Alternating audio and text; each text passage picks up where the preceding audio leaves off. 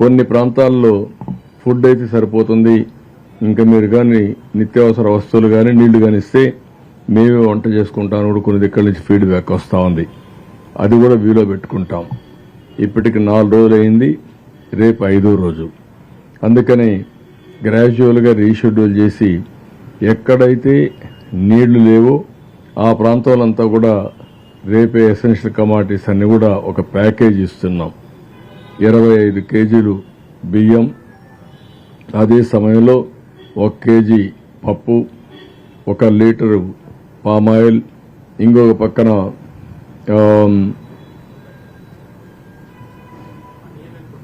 Potato 2 కేజీలు, tomato onion 2 కేజీలు ఇస్తున్నాం. ఇవి ఒక ప్యాకేజీ కింద. చక్కెర 1 కేజీ ఇస్తున్నాం. 5 వస్తువులతో ప్రతి ఒక్క ఇంటికి మనం ఈ ప్యాకేజీ ఇచ్చి అవన్నీ డిస్ట్రిబ్యూషన్ స్టార్ట్ చేస్తున్నాం. 25 కేజీల బియ్యం, 1 కేజీ చక్కెర, 1 లీటరు ఆయిల్, అదే సమయంలో 1 కేజీ పప్పు, 2 కేజీలు పొటాటో, 2 కేజీలు ఉల్లిపాయలు. దీంతో ఒక ప్యాకేజీ ప్రతి ఒక్క ఇంటికి చేరుస్తాం. ఈరోజు రేపు పాలు కూడా ఇస్తాం.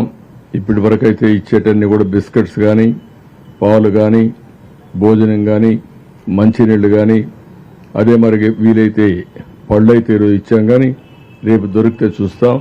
ఇవైతే రేపంతా కూడా ఇస్తాం. రేపు రాత్రికి తగ్గించమని కూడా అడుగుతున్నారు. అవసరమైతే ఇంత క్వాంటిటీ కాకుండా మార్నింగ్ బ్రేక్ఫాస్ట్ ఇచ్చి, లంచ్ ఇచ్చి, నైట్ డిన్నర్ కావాలంటే కొంచెం రేషన్లో ఇచ్చేస్తాం. ఎల్లుండి మాత్రం 50%కే సర్వ్ చేస్తాం. 50%కి బియ్యం ఇచ్చిన తర్వాత నీళ్లు ఎక్కువ పెడతాం. వాళ్లే వంట చేసుకునే కార్యక్రమాన్ని కూడా శ్రీకారం చుడతాం. ఎక్కడైనా సరే గ్యాస్ సిలిండర్స్ వచ్చిన తర్వాత అవన్నీ రీఫిల్ చేసుకుంటారు. ఒకవేళ పైనుంటే పర్వాలేదు కానీ కింద నుండి వాడికి ఇబ్బంది ఉంది, తడిచిపోయి ఉంటారు, అవి రీఫిల్ చేయాలి. అదే మరి స్టవ్లు కూడా చెడిపోయి ఉంటే అవి రిపేర్ చేసుకోవాలి.